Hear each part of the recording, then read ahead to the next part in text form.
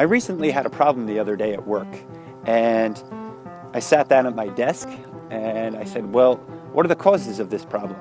And on my list, I put my students' homeroom teacher, my students' parents, right? The school administration. And on this list, I had 6 or 7 different things. And I looked at the list and I didn't see myself. And that was when I recognized that I had a problem.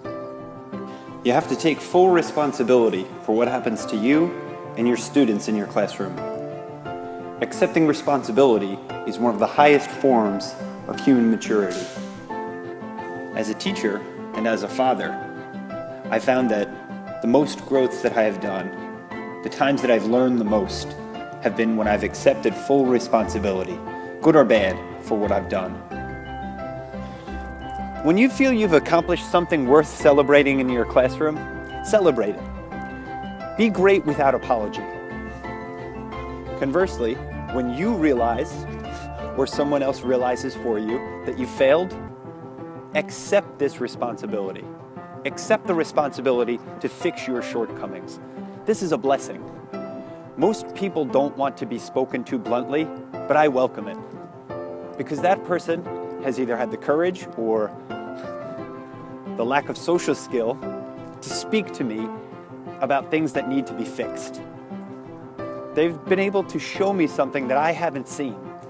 Because if I knew of my failure, I would have already corrected it. So the next time that somebody tells you that you need to improve something, thank them. Hold yourself to a high standard. When you don't reach that standard, don't give explanations. Don't make excuses. Figure out what went wrong. Figure out where you could do better, and just do it. Nobody wants to hear how hard you worked. Nobody wants to hear all the effort that you put into it. Nobody wants to hear about how much time you spent on it. Just do it, okay?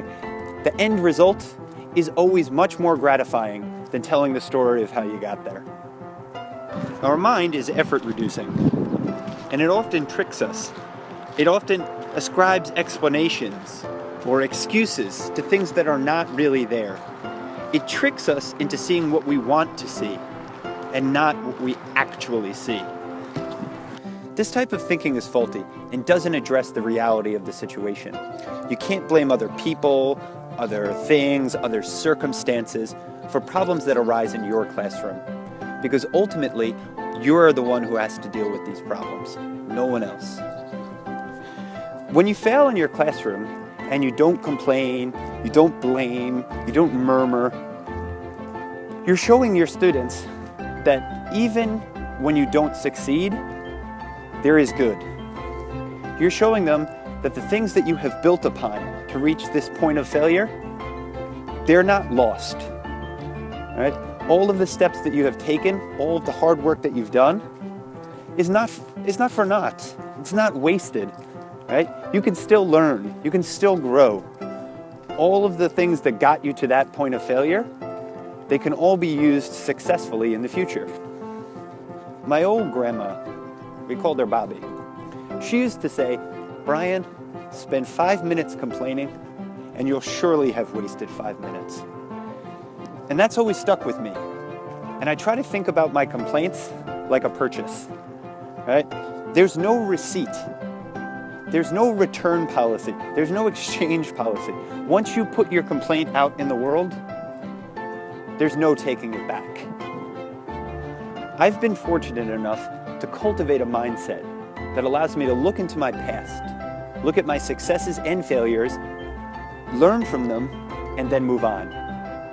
I've been fortunate enough to be able to take action on the things that people have suggested to me, not react to their suggestions. People have advice, good or bad, and I can take that advice and apply it to the future. Or I can take that advice and stew in the past.